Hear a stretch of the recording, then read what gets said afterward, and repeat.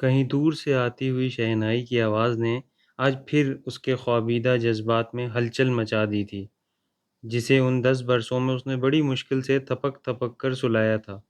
اس نے پلٹ کر اپنے بغل والے بستر کی جانب دیکھا جو خالی پڑا تھا۔ دل میں درد کی ایک خفیف سی لہر اٹھی، جسے دبا کر اس نے سوچا کیا فرق پڑتا ہے؟ تو پھر یہ مطلب، یہ تڑپ، یہ خلش، یہ اضطراب کیوں؟ کچھ پانے کی آرزو کیوں؟ کچھ کھونے کا درد کیوں؟ اس کے سارے خواب تو ردی کاغذ کے ٹکڑوں کی طرح بکھر چکے تھے۔ اس نے بھی ہر لڑکی کی طرح بہت سارے سپنے سجائے تھے، اپنے صنم کا ایک حسین خاکہ ذہن میں مرتب کیا تھا، جو جاگتے میں اس کے خیالوں میں آتا اور سوتے میں اسے خوابوں سے جگاتا۔ کہتے ہیں جہاں بیری کے پیڑ ہوتے ہیں وہاں ڈھیلے آتے ہی ہیں، لیکن اپنی زندگی کی 22 بہاریں دیکھنے کے بعد بھی اب تک اس کے آنگن میں ایک کنکری تک نہ آئی تھی، کیونکہ جہیز کے لیے اس کے والد کے پاس بھاری رقم نہ تھی۔ سفید پوشی کا صرف بھرم تھا جو کسی سے بھی پوشیدہ نہ تھا۔ افلاس کی چکی میں پسا ہوا انسان اپنی اولاد کو اچھے طور طریقے، اچھی تربیت تو دے سکتا ہے، لیکن ان لالچی اور ہوس پرست لوگوں کے خندق جیسے پیٹ کو بھرنا اس کے لیے ناممکن ہوتا ہے۔ وقت دبے قدموں گزرتا جا رہا تھا، عمر بڑھتی جا رہی تھی، ساتھ ہی ساتھ مایوسیاں بھی بڑھتی جا رہی تھیں، لیکن بالآخر ایک دن ایک رشتہ آ ہی گیا، ایک بڑی خامی کے ساتھ۔ چیچک کے ایک شدید حملے نے اس لڑکے کو ایک بڑی نعمت سے محروم کر دیا تھا۔ اس کی دونوں آنکھیں بے نور ہو چکی تھیں۔ جب اس نے سنا تو جیسے اس پر بجلی سی گر پڑی، جس نے اس کے سارے خواب، سارے ارمان جلا کر خاک کر دیے، لیکن وہ انکار نہ کر سکی، کیونکہ وہ اپنے والدین کی پریشانی میں اضافہ نہیں کرنا چاہتی تھی۔ ان کی الجھنیں بڑھانا اسے گوارا نہیں تھا، اس لیے اس نے اس رشتے کو منظور کر لیا، لیکن اس کی ہستی کھیلتی زندگی مٹی کی مورت بن گئی۔ جب سہیلیاں سہاگ کے گیت گاتیں تو اسے ایسا محسوس ہوتا جیسے کوئی مرثیہ پڑھا جا رہا ہو۔ وہ حجلہ عروسی میں بیٹھی مایوسیوں کے بھنور میں ڈوب اور ابھر رہی تھی۔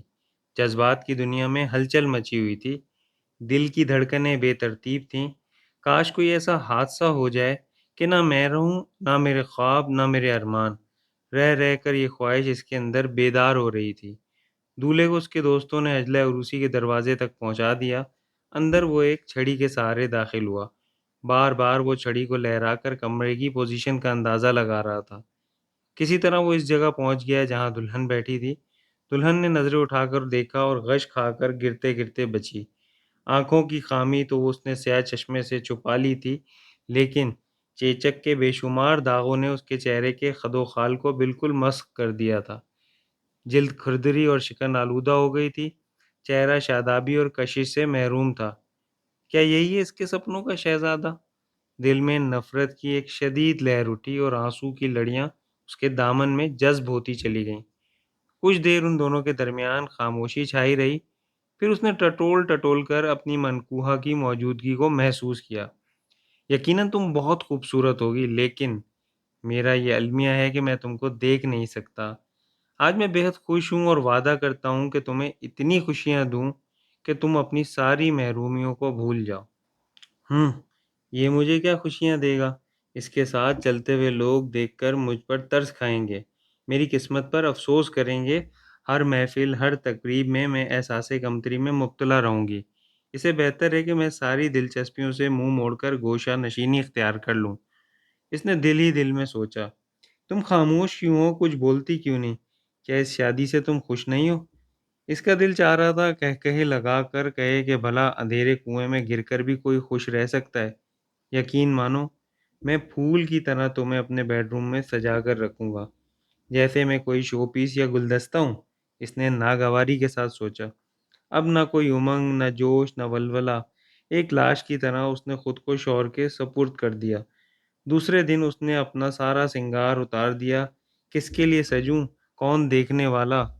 تم نے چوڑیاں کیوں اتار دیں؟ شوہر نے سونی کلائی کا اندازہ لگا کر پوچھا۔ وہ خاموش رہی، مگر بار بار ایک ہی سوال سن کر جھنجھلا اٹھی۔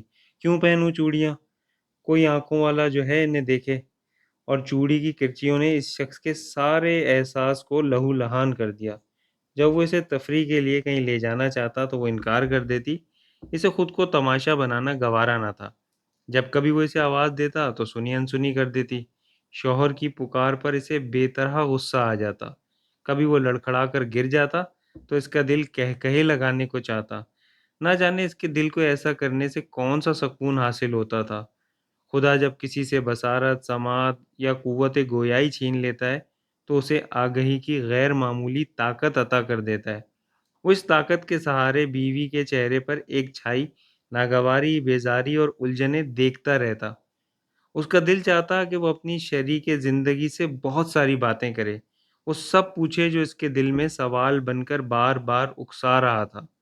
کیوں آئی تم میری زندگی میں؟ کیوں میرے خوابیدہ ارمانوں کو جگا دیا؟ کیوں ازدواجی لذتوں سے آشنا کر کے پل پل مجھے موت کی طرف گھسیٹ رہی ہو؟ کیوں میرا چین سکون چھین لیا ہے؟ کیوں آخر کیوں؟ نہیں، اس نے اپنے ہونٹوں پر قفل ڈال لیا تھا، کیونکہ وہ اپنی طبیعت کو مزید خراب کرنا نہیں چاہتا تھا۔ وہ کھویا کھویا اور خاموش سا رہنے لگا۔ اس کی یہ کیفیت دیکھ کر کبھی کبھی وہ اپنے رویے پر شرمسار ہو جاتی۔ اسے لگتا جیسے اس کے اندر سے بار بار یہ آواز آ رہی ہے، آخر تم اس کے ساتھ ایسا ناروا سلوک کیوں کرتی ہو؟ وہ تمہارا مجازی خدا ہے، تمہارا سائبان، تمہارا محافظ ہے۔ لیکن فوراً ہی ایک دوسری آواز اس کے کانوں سے ٹکراتی۔ ہم، سائبان؟ محافظ؟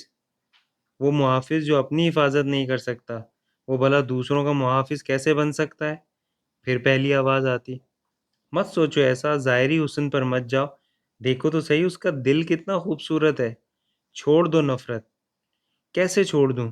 وہ شہزادہ جو ہر وقت میری نظروں کے آگے رہتا تھا، وہ آج بھی میرے دل کے سنگھاسن پر براجمان ہے۔ ہمہ وقت اس کے دل کے اندر یہ تکرار ہوتی رہتی۔ اب وہ دیر تک گھر سے باہر رہتا، کبھی کبھی گھنٹوں اپنی بے نور آنکھوں سے چھت کو گھورتا رہتا، وہ چھت جو اس کے والدین نے اپنے اپاہج بیٹے پر ترس کھا کر اس کے نام کر دی تھی، اسے سر چھپانے کا آسرا دے دیا تھا۔ وہ اندھوں کے اسکول میں پڑھاتا تھا، جس سے 2 وقت کی روٹی تو مہیا ہو جاتی تھی، لیکن وہ پیار جو انسان کی زندگی اور صحت کے لیے ٹونک کا کام کرتا ہے، اسے وہ کس دکان سے خریدے؟ وہ ہر وقت یہی سوچتا رہتا۔ ایک دن اس نے اپنی بیوی کو بتایا کہ وہ ایک ضروری کام کے سلسلے میں 1 ہفتے کے لیے جا رہا ہے۔ پھر 1 ہفتے بعد اس کا مختصر سا خط ملا۔ اس نے لکھا تھا، یقیناً یہ خبر تمہارے لیے خوشی اور طمانینت کا باعث ہوگی کہ تمہیں زندگی کے اس عذاب اور ہیجانی کیفیت سے چھٹکارا دلانے کے لیے میں تمہاری زندگی سے بہت دور آ گیا ہوں، کبھی نہ واپس آ جانے کے لیے۔ خط پڑھتے ہی اسے ایسے لگا کہ اس کے سر سے چھت سرک گئی ہو اور کڑی دھوپ میں اس کا بدن جھلسا جا رہا ہو۔ اس وقت سے لے کر آج تک وہ اس تپش میں جھلستی آ رہی تھی۔ کبھی پلٹ کر جب وہ اپنے پاس والے بستر کی جانب دیکھتی تو خالی پن کا احساس اسے بے چین کر دیتا۔ ایسا لگتا جیسے وہ ایک خالی گھڑا ہے جو کسی بھی وقت لڑک کر نشیب میں گر سکتا ہے۔ جب کبھی شہنائی کی آواز آتی تو اس کے جذبات میں تلاطم سا برپا ہو جاتا۔ وہ اس کیفیت سے نکلنا چاہتی تھی، مگر ہزار کوششوں کے باوجود نکل نہیں پا رہی تھی۔ پھر اچانک پورے 10 برسوں کے بعد وہ آن موجود ہوا۔ ان 10 برسوں نے اس کے چہرے پر کوئی منفی اثر نہیں ڈالا تھا، بلکہ وہ پہلے سے زیادہ تندرست اور توانا ہو گیا تھا۔ شکن آلودہ چہرہ شادابی کی طرف مائل تھا، پروقار شخصیت اور خوبصورت مسکراہٹ کے ساتھ وہ سامنے کھڑا تھا۔ اب کسی بھی زاویے سے وہ بدصورت کہلانے کے لائق نہ تھا، بلکہ اس کی نظروں میں اس وقت وہ دنیا کا حسین ترین مرد لگ رہا تھا۔ وہ اس کے استقبال کے لیے بے اختیار آگے بڑھی، لیکن کسی احساس کے تحت ٹھٹک کر رہ گئی۔ پھر پل بھر میں برسوں کا فاصلہ عبور کر کے اس نے بے ساختہ اس کا ہاتھ تھام لیا، جیسے کہہ رہی ہو، اب چھوڑ کر کبھی نہ جانا۔ مرد نے اپنا ہاتھ اس کے سر پر رکھ دیا اور تب اسے ایسا لگا کہ زندگی کی تپتی دھوپ میں ابر کا ایک مہربان ٹکڑا اس کے سر پر آ گیا ہو۔ دوستوں، اگر آپ کو آج کی کہانی پسند آئی ہو تو اسے لائک شیئر کیجیے، اور ایسی ہی دلچسپ کہانیاں سننے کے لیے ریڈرز ریپبلک کو سبسکرائب کریں۔